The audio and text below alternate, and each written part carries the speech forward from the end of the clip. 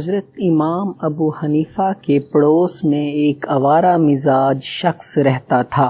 وہ کسی دکان پر ملازم تھا۔ دن میں وہ دکان پر کام کرتا اور رات کو شراب پی کر اپنے گھر میں خوب رنگ رلیاں مناتا۔ ساز و آہنگ کا وہ طوفان بپا کر دیتا کہ سکون کا سانس لینا بھی دشوار ہو جاتا۔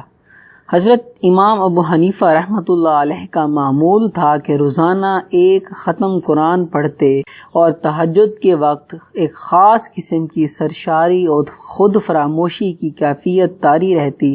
معلوم ہوتا کہ مصلی پر آدمی نہیں بلکہ ایک ستون کھڑا ہے۔ یہ محویت اور انہماک اذان فجر تک باقی رہتا۔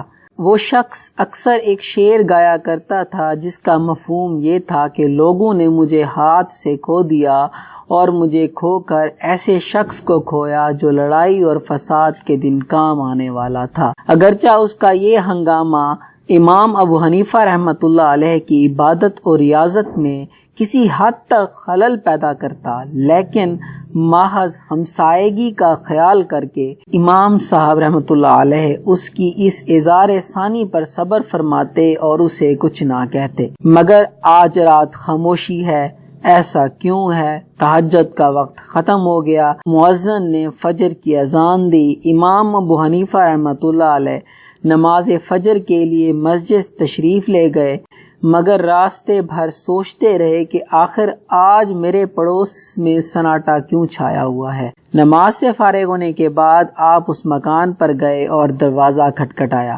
ایک بچی روتی ہوئی باہر آئی اور امام ابو حنیفہ رحمۃ اللہ علیہ کو بتایا کہ آوار گردی کے جرم میں کوتوال شہر نے اس کے باپ کو گرفتار کر لیا ہے اور وہ اس وقت قید میں ہے۔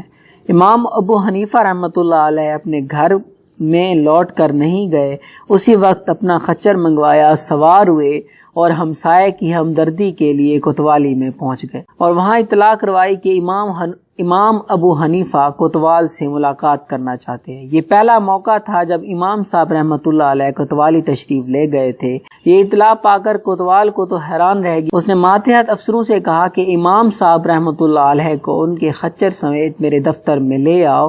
حضرت امام صاحب رحمۃ اللہ علیہ تشریف لے گئے تو اس نے تکلیف فرمائی کی وجہ دریافت کی۔ امام ابو حنیفہ نے فرمایا، میں اپنے پڑوسی کی سفارش کے لیے آیا ہوں۔ کوتوال نے نہ صرف یہ کہ آپ کے پڑوسی کو رہا کر دیا بلکہ اس رات جتنے لوگ گرفتار ہوئے سب کو معاف کر دیا۔ جب آپ اپنے پڑوسی کو رہا کروا کر اپنے ساتھ لا رہے تو آپ نے اس سے پوچھا کہ بھائی تو اکثر گایا کرتا تھا کہ لوگوں نے مجھے کھو دیا، دیکھ میں نے تجھے ضائع نہیں کیا۔ اب اس اوباش کی آنکھوں میں آنسو تھے اور وہ امام ابو حنیفہ رحمۃ اللہ علیہ کے قدموں میں گرا اور کہا، اللہ آپ کو جزائے خیر دے، آپ نے نہ صرف یہ مجھے ضائع نہیں کیا بلکہ مجھ گناہگار کو آج وہ راہ دکھائی ہے جو زندگی کی حقیقی راہ ہے، یعنی توبہ اور تقوی کی راہ۔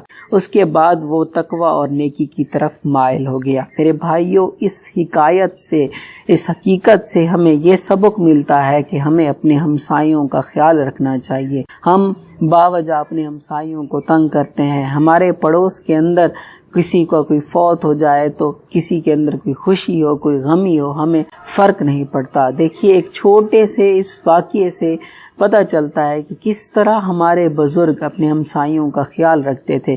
ہمیں بھی اپنے ہمسایوں کا خیال رکھنا چاہیے۔ اگر میری یہ ویڈیو اچھی لگے تو پلیز اپنے دوستوں کے ساتھ شیئر کریں اور سبسکرائب کے بٹن کو لازم پریس کریں، کیونکہ آپ کی سپورٹ سے ہی کام کرنے کا حوصلہ بڑھتا ہے۔